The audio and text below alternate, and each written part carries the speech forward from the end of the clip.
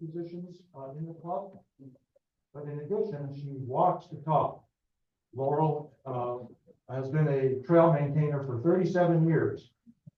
And she and her wife, Gary Nero, who's with us as well, they currently maintain a 2.6 mile section of trail in the mountains south of the James River. In addition, she is one of only 13 people to receive the Presidential Award in the club for earning over 4,000 hours of volunteer time in trail work. She is an AT through hike, and she and her late husband Bill hiked the AT. They were also the first to complete the American Discovery Trail. I had to kind of look that up and do a little research. Coast to coast trail from the Atlantic to the Pacific.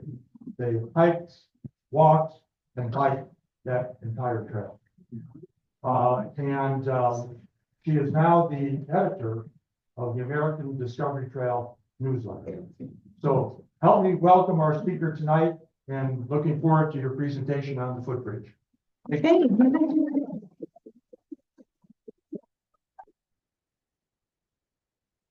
You know, it's amazing how much you can do over this period of time in my life. You know, it's been enough years and you can it adds up. But anyway, when Bruce asked me to talk today, I was a little nervous about the whole thing, but really, isn't this my favorite topic? So I was saying, you know, it's been 25 years since the bridge happened. I haven't looked at a lot of the details about this, and this forced me to look at all that again, and that was just great fun. So today we're going to talk about the James River Footbridge.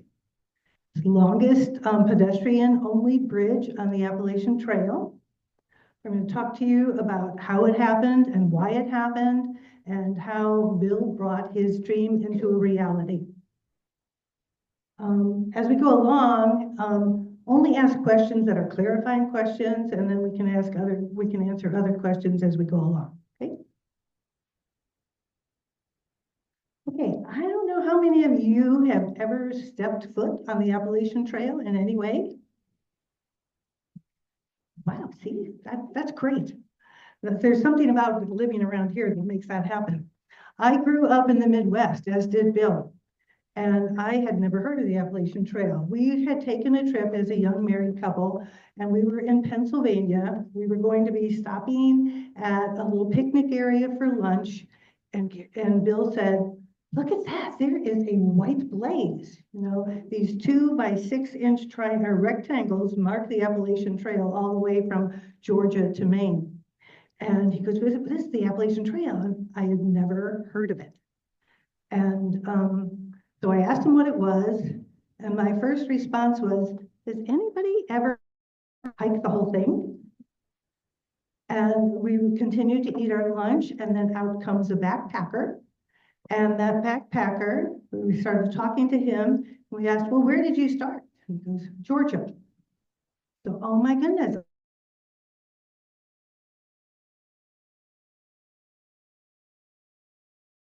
And then we stopped over at a local park office, and they had some books for sale about the Appalachian Trail.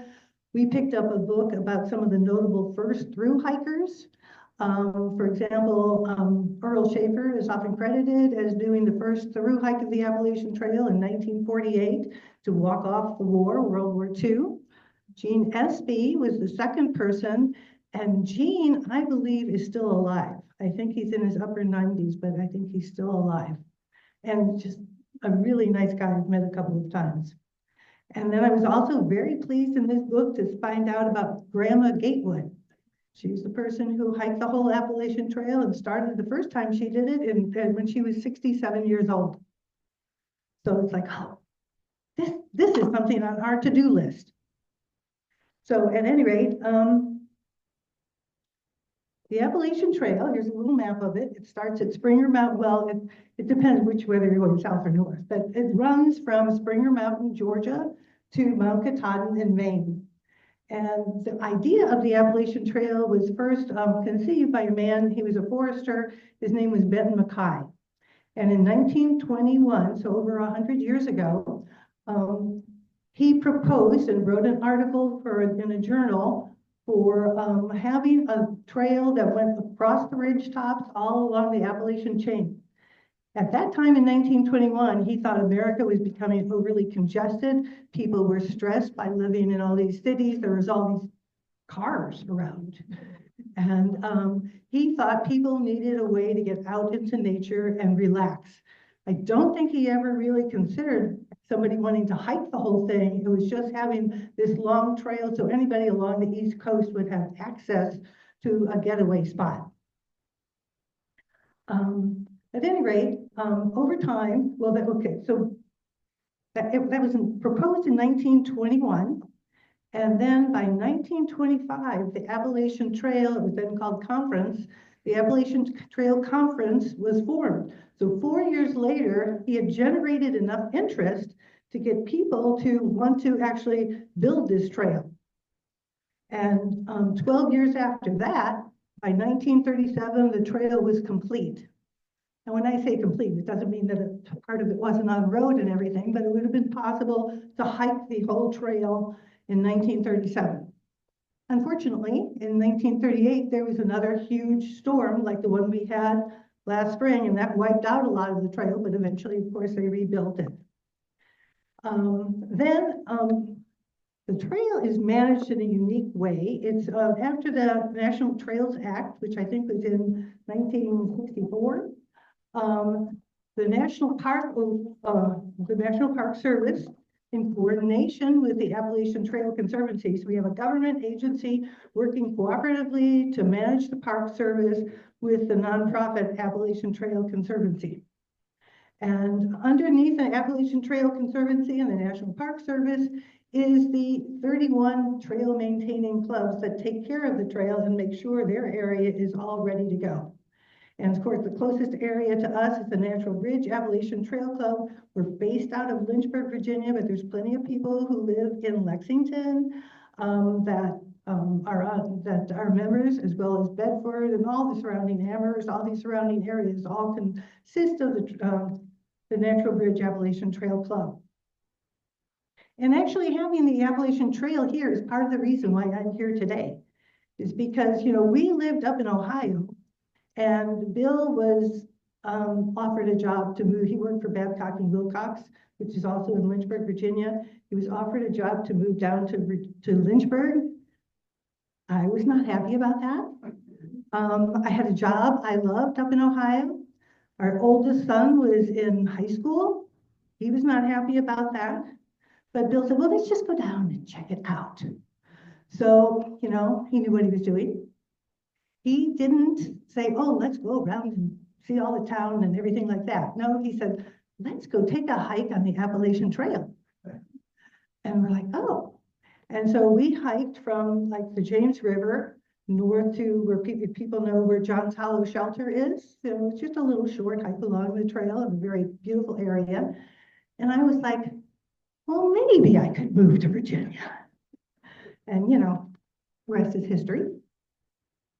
So we moved to Virginia. And then in 1987, Bill and I decided to try and tackle the whole trail and become through hikers ourselves. Now, when you have a last name like Foot, you know, people who hike the trail, they come up with trail names. When you have a last name of Foot, to be inevitable, we would end up with the Happy Feet.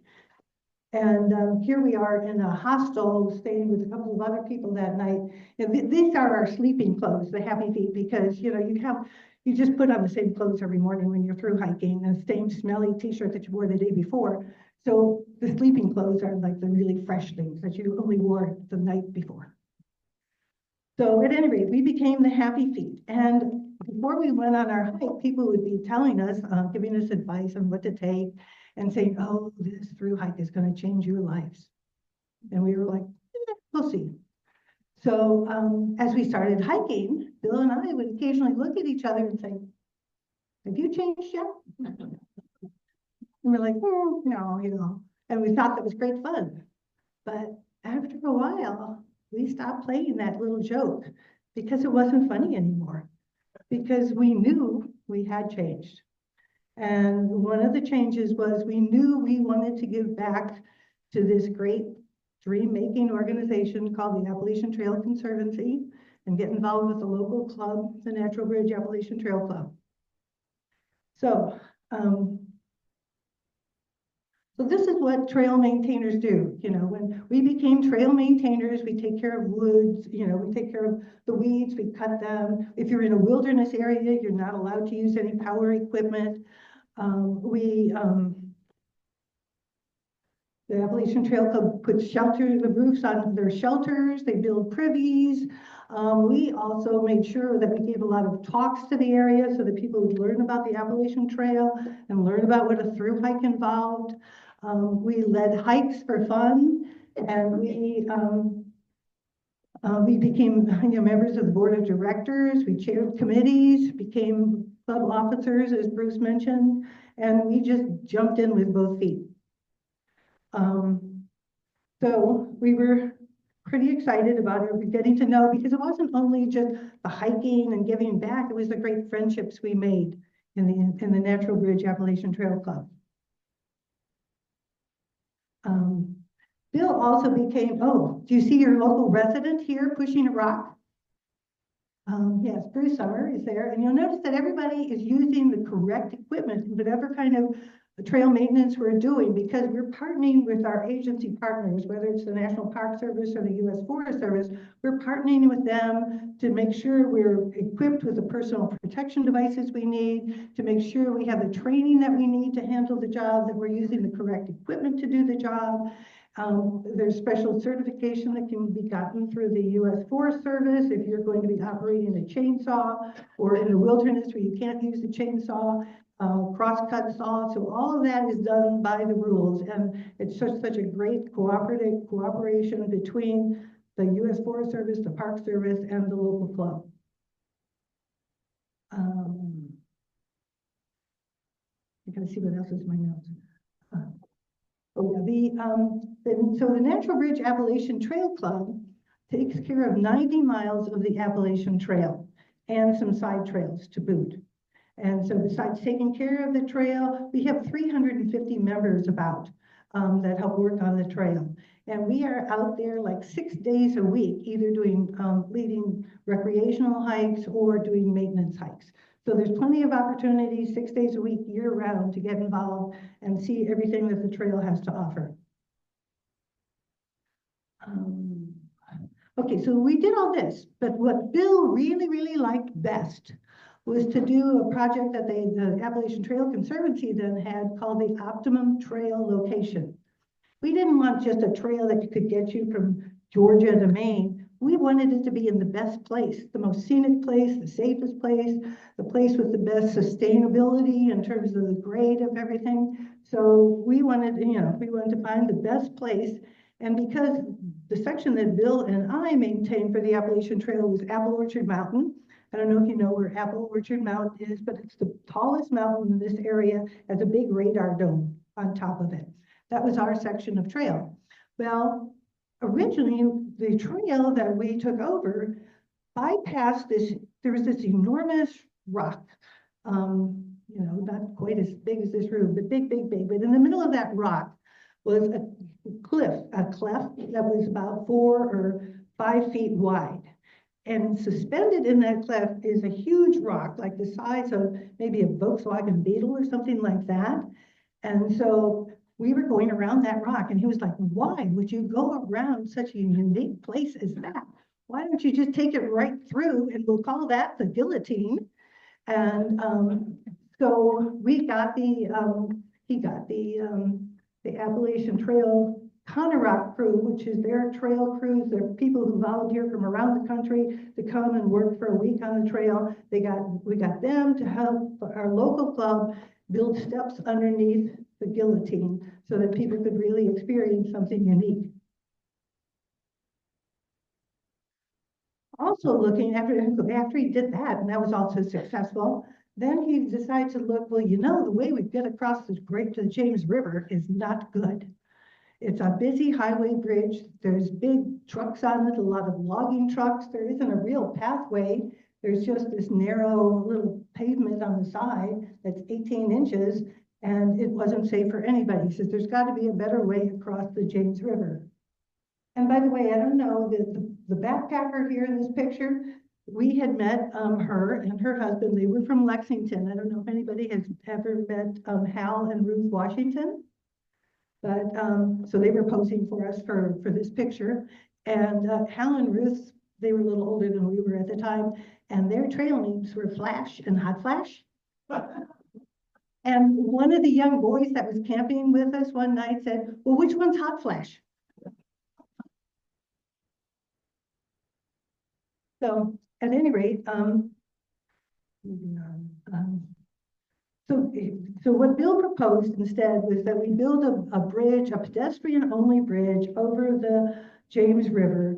And the size of the project didn't really intimidate him, because one thing you learn on a through hike, just do it a step at a time.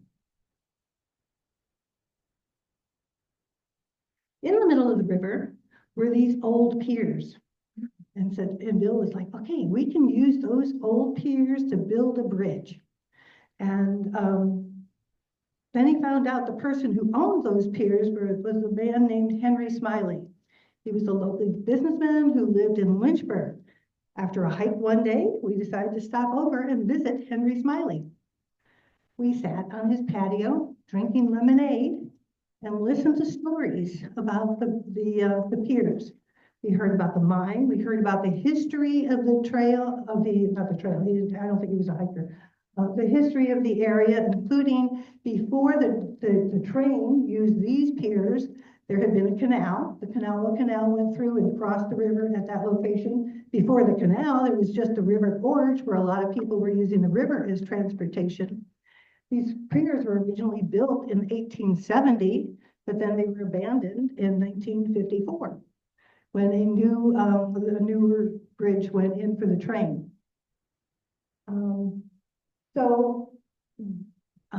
Henry Smiley decided to buy those piers for $125 because he bought them from the railroad because he had a houseboat and he wanted to be able to dock his houseboat in the middle of the river. So we listened to Henry and his stories for 2 hours, and you know, I know he really wasn't a hiker, but he was a businessman, and he just felt when Bill told him what idea he had for those piers, I think Henry just wanted those piers to be used. He wasn't using them anymore. He was 80 years old. He wasn't using his houseboat. So we were surprised at the end of the 2 hours when he said, I will sell you those piers for $1. I know he felt that there had to be some sort of a money exchange to make it legal for some reason or another. We felt the Appalachian Trail Conservancy itself could take over those piers. So we happily accepted on behalf of the Appalachian Trail Conservancy. And so we got those piers for $1. Here, I want to show you, oh dear. Oh, here it is. I knew I was given a pointer for a reason. Okay, so here is where the old piers were. And here's, of course, the new railroad bridge. The new railroad bridge comes at a much less steep angle than the old railroad bridge, who had to make and then that. And that's why they had to replace the old railroad bridge. And you know, trains had gotten longer and faster, and so the old railroad bridge had been replaced.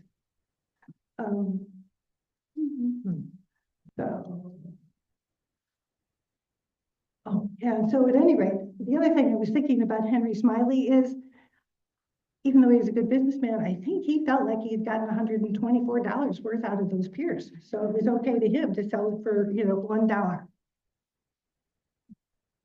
Once we got the bridge, Bill was thrilled. And then he got to work at how we were going to get the money to build the bridge now that we have these piers. So he turned to what was called the Intermodal Surface Transportation Efficiency Act. One of those acronyms, you know. ICE-T, they called it. It later emerged and became T21, but it's just an Alternative Transportation Act is what it amounted to.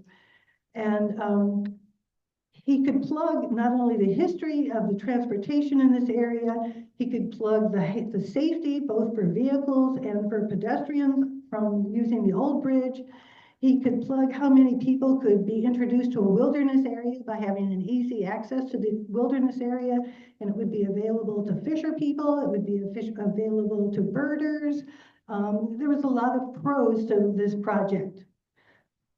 He also could plug the fact that the Appalachian Trail itself probably has 3 to 4 million visitors per year that step foot at some point along the Appalachian Trail. So he wrote a grant for $700,000. To pass a grant, you got to get a lot of support from existing agencies. And so, these where the glasses come out, the list of the agencies that came on board, but he had to get the Amherst and Bedford County Board of Supervisors, the Virginia Department of Game and Inland Fisheries, the Virginia Department of Conservation and Recreation, Virginia State Water Control Board, the CSX Railroad, the Virginia Department of Transportation, the National Park Service, the U.S. Forest Service, included with the George Washington and Jefferson National Forest, the Appalachian Trail Conservancy, and the Natural Bridge Appalachian Trail Club.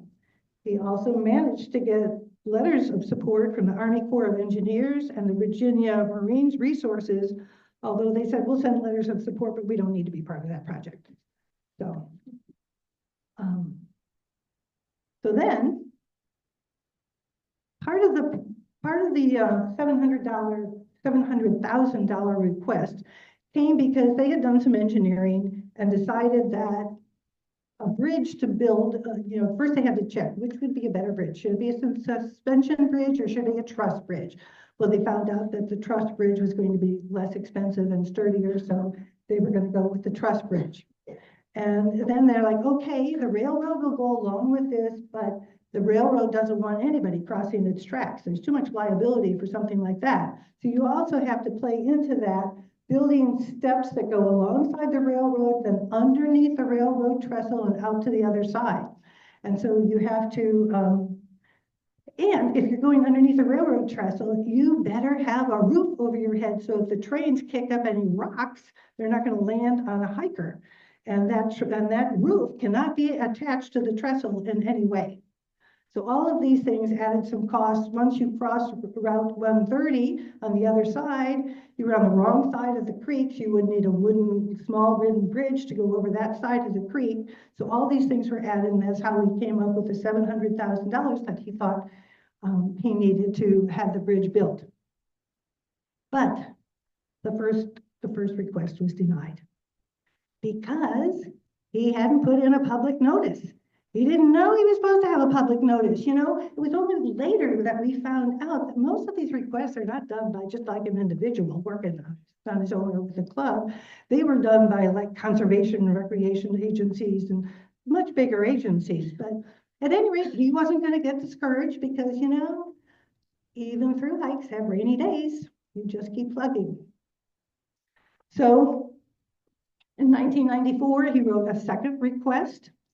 No, that wasn't later, yeah. Oh, no, that was, 1994, he got the second request, and that's where he got the $700,000. And it probably didn't hurt. It was helpful that at that point, the Natural Bridge Appalachian Trail Club president was Mike McCormick, who was also the resident engineer for the Virginia Department of Transportation. So it all worked together nicely on that one. But then the extra engineering that came with the second, with the second request, it got more complicated again. It was like they first of all, they inspected the piers. Let me see. Yeah, they inspected the piers to make sure the bottom of them was secure and everything was good, and the piers were solid, so that wasn't the problem. But what was the problem is river level.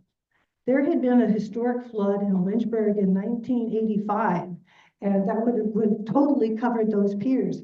They had to put 10-foot extensions, concrete extensions on the existing piers to get them to a level that was high enough to surpass the 100-year flood level. So that was a big cost. Another cost was we had to buy more land north of Route 30, because after you used that one little bridge that was going to be built over Rocky Road Run, you had to get back over Rocky Road Run. So a second bridge was going to be needed. And then you needed to buy more property. You needed to buy some property that was a place to park for all these people that were going to use this new bridge. So it's time to come back for another grant. And they needed another $800,000. Well,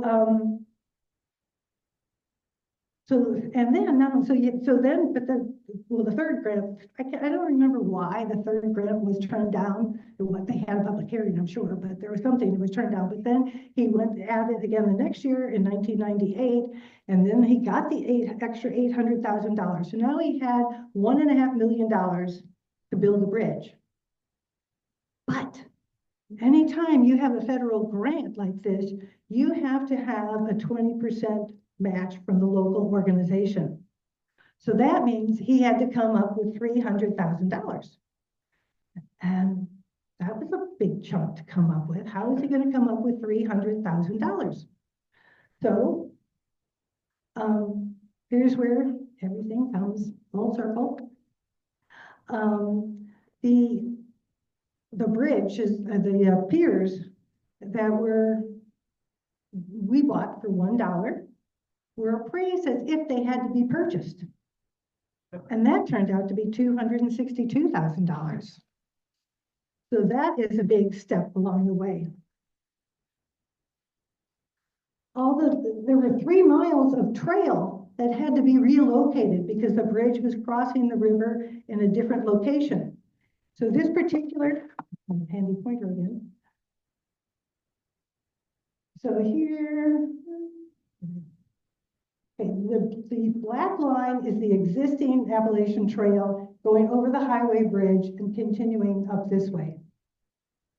The new bridge, which is right here, required that the Appalachian Trail on the dotted line follow Mudds Creek down to the river, hike alongside the river for about a mile. And believe me, there aren't very many places on the Appalachian Trail where you're hiking along a river for that length of time, and it's really scenic and beautiful. And then you have to cross over into, across the river and then onto the new thing until you can connect again. Well, the people who did the Appalachian Trail relocation were club members and the ATC club members. They were the Appalachian Trail Conarock crew that came, the volunteer vacation kind of people that came and spent a week to work on the trail. And they were also the Appalachian Long Distance Hiker Group, which came and volunteered labor for the trail.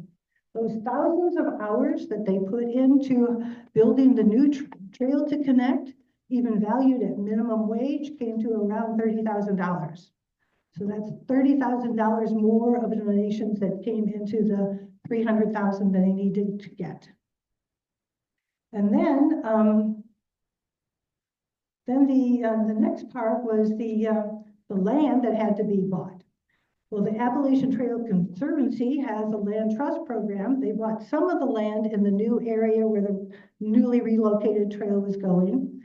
But then Virginia Power owned 35 acres that they just donated to the project. So between the Appalachian Trail Conservancy Trust and the donation that was given through the Virginia Power, that totaled another $51,000.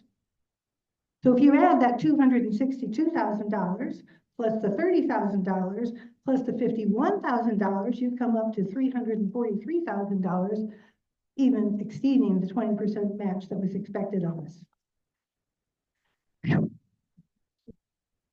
So, and then there was another thing that came up along the way. The Virginia, the U.S. Forest Service was going to take ownership of the bridge because it's really too big for a local club to have an ownership of the bridge. So they were going to take ownership of the bridge, but they wouldn't take ownership of the bridge unless they owned where the piers rested on the river bottom. Well, you know, there's a problem with owning land on the river bottom. So it didn't take an act of Congress, but it did take an act of the Virginia State Legislature to grant an exception for the U.S. Forest Service to own the footprints of those piers on the river bottom. So finally, construction could begin. And I have a couple pictures here of how the construction worked. I also have, for our reception afterwards, I have a scrapbook that the Virginia Department of Transportation gave me of a lot of the construction pictures for people who are really into engineering this stuff. What they did is, in summary, the completed bridge was built in 3 sections. And each section came in on the back of a semi-truck through those curvy roads on 130. And then they had to build a little pathway down to the river with the trucks, pick up the sections with a crane, and have these like barge-like things constructed with, on top of it, these extensions like booster chairs. And then you would put the bridge on top, the section of the bridge on top of that. 2 of these boats with these little motors had to work totally in tandem, so you kept that bridge straight, that section straight, as you're moving it over to the piers. You can see the piers, and the one section came on one side of a pier, another section would have come on the other side of the pier, and you just keep it straight until you can attach it to the new piers.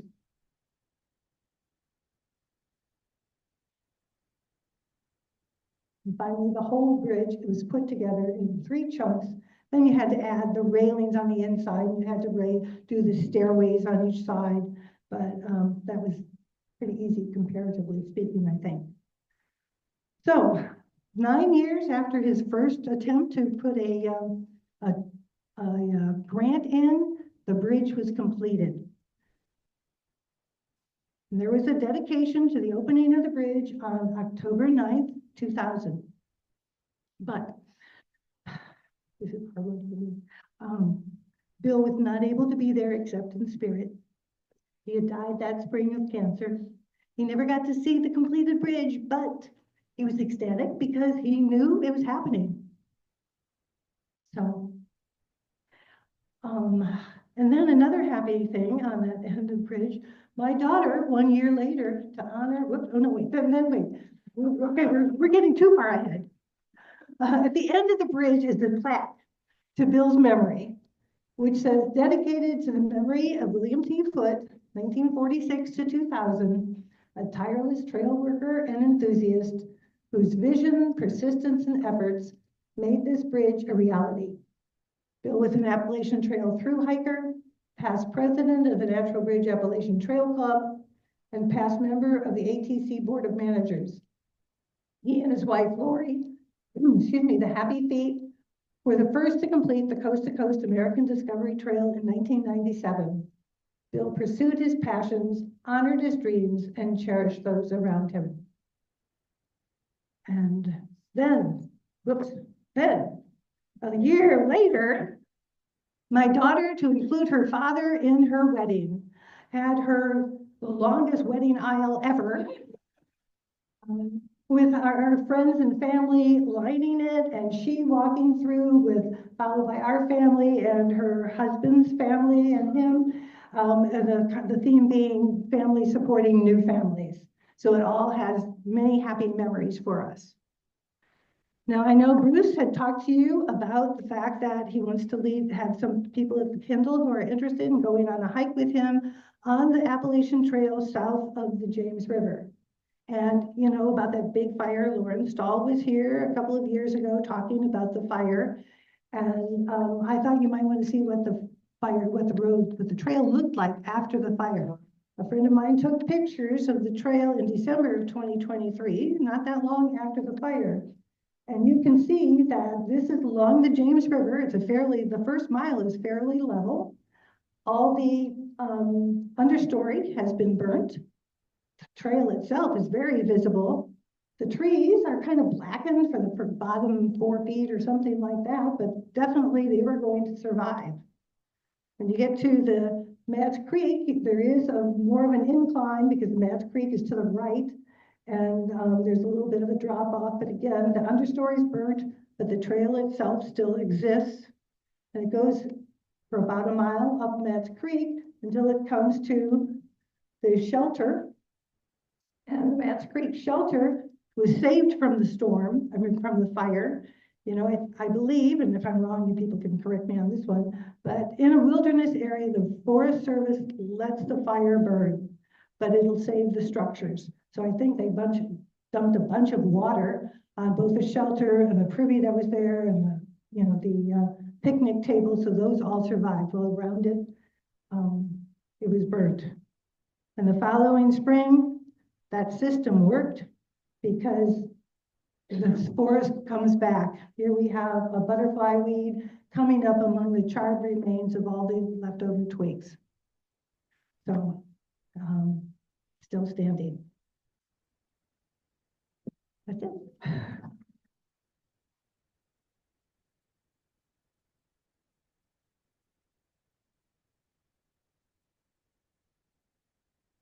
Anybody have any questions?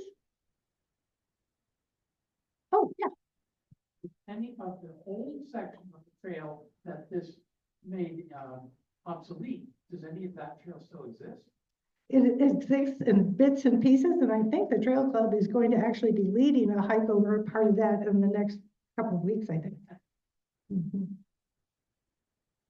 Yeah. Have they replaced the boards that you walk on since it's been built? I don't think they've replaced the boards that you walk on. The other thing is, I remember Bill telling me that the kind of steel that they used to build the bridge was purposely kind of would have a rusty coating to discourage graffiti on it. Now, pardon? Fortran steel. Fortran steel, okay. And so, you know, I think people still try to do it, but it eventually gets covered over with this kind of rusty stuff.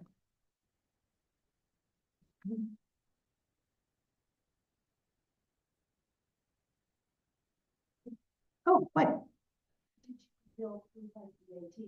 In 1987.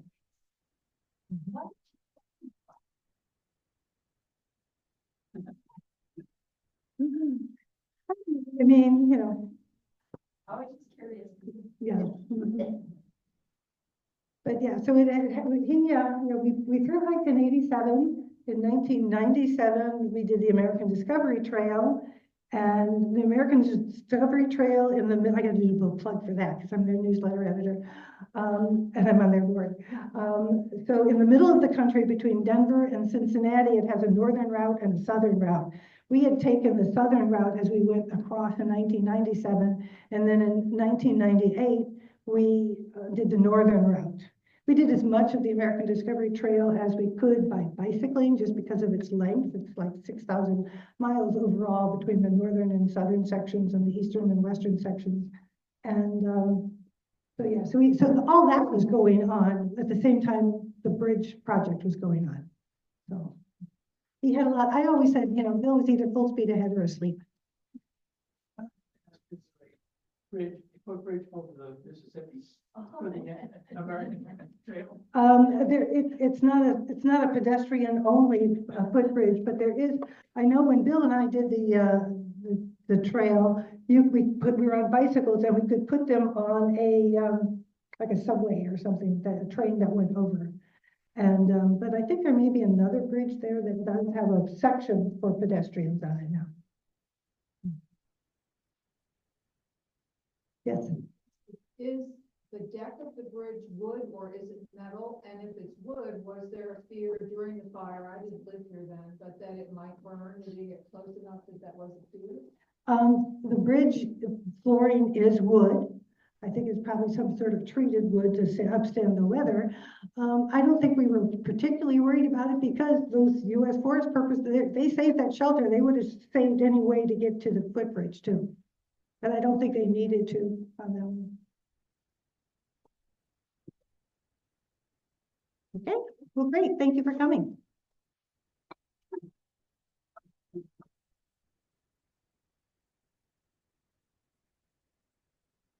The most informative and certainly the greatest presentation.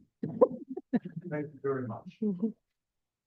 I'm going to just give a few details about the upcoming outing and hike, but let me just mention follow up on reference to Apple Orchard Mountain. Envision yourself at the entrance to Kendall, the intersection of Enfield Road and Kendall Drive. You'll see the Blue Ridge on the left and the Blue Ridge on the right. On the right, the scene is anchored by Apple Orchard Mountain, which is I think the highest peak in the Natural Bridge Appalachian Trail Club territory. On a clear day, you'll see the radar gun. I'll also note that there's a big break in the mountains when you look at them from our intersection. And what you're looking at is the James River Gorge. So that, did my research, turns out to be the lowest point on the Appalachian Trail between Springer Mountain, Georgia and Harpers Ferry, West Virginia. So for Kendall residents in particular, every time you come and go, you have kind of notable views. A few details about our outing. We're going to have an outing and a hike. They're scheduled for Tuesday, March 25th. This is being done in cooperation with the fitness staff. So Victoria and Kristen are going to be supporting this. There are going to be sign-up sheets for the outing and the hike. And we'll kind of get screened when we sign up. So everybody sign up on those sheets. And there will also be a description of the relative difficulty of the trail. And the outing is going to be by Kendall bus to the bridge and back. If you go, we'll assemble here at 9 in the morning. We'll be back by lunch. And the hiking group will assemble at the same time here at 9 in the morning. We're going to go by carpool. And we'll be back, we think, by about 3 p.m. So the main thing is, I'll put your name on the sign-up sheets. They'll be available tomorrow. Okay? Any other questions about the outing? Seen some great pictures of the trail that we're going to be on. By the way, the hike is going to be about 4 miles round trip. 2 miles out, we'll head to the shelter and 2 miles We back. go to the shelter and come back. Yeah, we're going to head to the shelter and back. And by the way, there's a privilege. Yes, ma'am. Rain or shine? We have a rain date. So if it's overcast, kind of wet, we'll make the call, go or no go. But if it's a washout, we have a rain date of April 1. No fool. Any other questions? I just have a comment, Come on up. yeah. It's just after, in the spring, that section along the James River. And that section along the James River is loaded with wildflowers. There's columbine, there's fleeting heart, I've seen, bloodroot, I don't know how many people have identified wildflowers. And then right where it hits James, the Otter Creek or the Ness Creek is a field of Virginia bluebells. So, It's going to be a beautiful hike. Yeah. Let's thank our speaker again.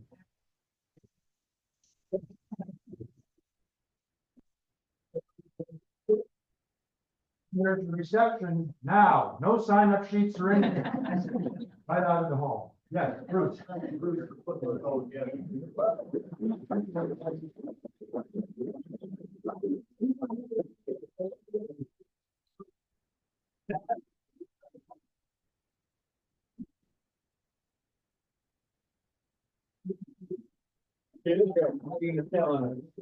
One thing I'm recording, we didn't get slides, things like that, so we really good picture of you, but your slides are stuff on this board. Something got messed up, but you can give them the PDF or something. You might see that. Sorry about that. No.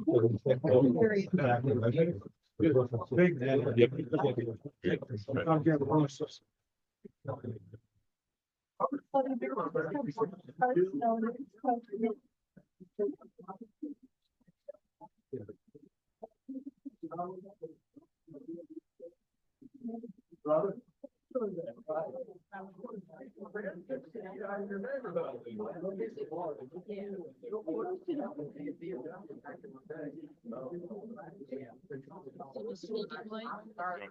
was over there.